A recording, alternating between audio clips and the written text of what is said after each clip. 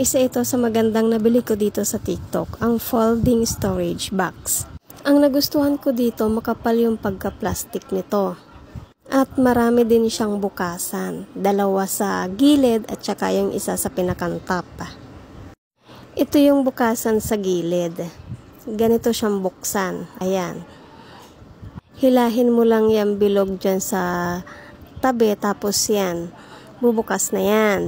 Ganon din naman dun sa kabilang side.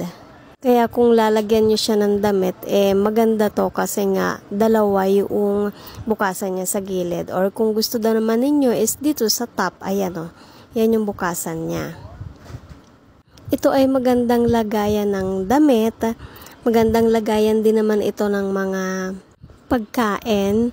Magandang lagayan din ito ng mga gamit ng mga bata katulad ng mga notebook, mga libro. Oy, may pagulong ito, besh. O, ayan. Hindi ka mahihirapang maglipat-lipat nito sa inyong bahay kasi may gulong na ito. Kaya hihilahin mo na lang. Pwede mo rin siyang patungan ng ganito pang klaseng storage box.